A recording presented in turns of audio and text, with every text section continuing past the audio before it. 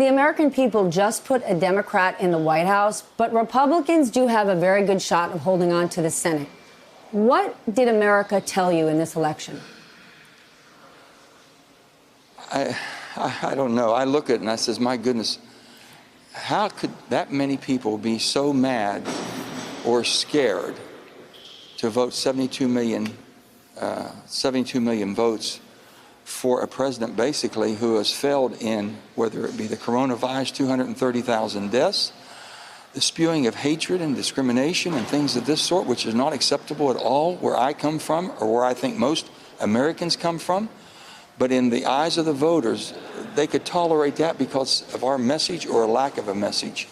And we are basically, and I always have been, I'm a West Virginia Democrat, and it's all about, do you have an opportunity to take care of yourself and your family in the best fashion? That means, do you have the education or skill sets? Do you have the opportunity for the jobs?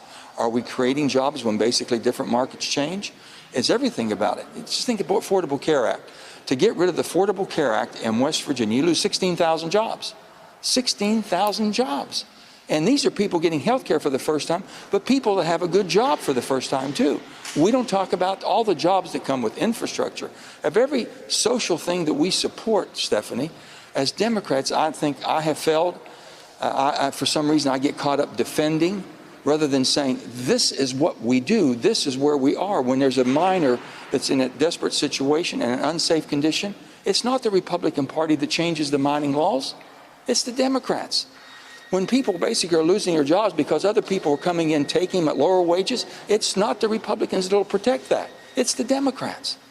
But we have forgotten to tell people what we do every day and who we are, and we've got to get back to our basics. Then, sir, how do you tell them? I mean, you've all been spending the last year campaigning your butts off. What more can you do? Well, social media has made it so much more difficult. It really has. I mean, in our caucus, and Chuck has tried doing everything he can and holding and accommodating, but basically you get beat up through social media and it's hard to defend. All the nuances are out there. I tell people, I said, try to get your news from responsible sources.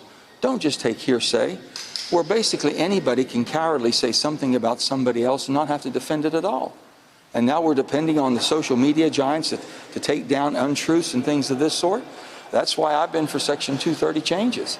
I think we need to hold people accountable for putting all this absolutely horrible information on that drives people further and further apart. And this is a time to heal. And I truly believe with all my heart, Joe Biden, our president-elect, our next president, will bring people together to heal. He understands how the Senate should work.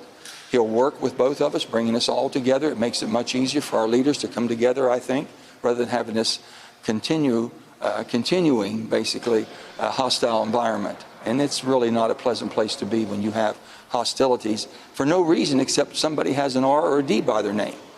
We're still the same people. We can do this job. I think the people depend on us, and I'm going to protect the Senate every way I can and make sure that we're all working in the same direction to make America better. But, Senator, we can't just blame social media for misinformation. Your state's governor, Jim Justice, just refused to acknowledge Joe Biden as the president-elect. What does that do to the people of West Virginia? It hurts us. It puts us in a very bad light. It's so unfortunate that the Governor Justice will not just say the facts, and he knows the facts. Just say the facts, sir. Any of our Republican leaders in West Virginia, because the state has turned most Republicans, state the facts. We are who we are. We have the order of the law, the rule of law. It's very clear that Joe Biden is 5 million votes ahead. He's winning in every area. We've all seen recounts. You don't change 10, 12, 15, 20,000 votes in recounts.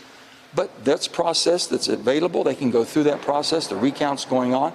But Joe Biden is the president-elect, and let's make sure we have an orderly and a civil and peaceful transfer.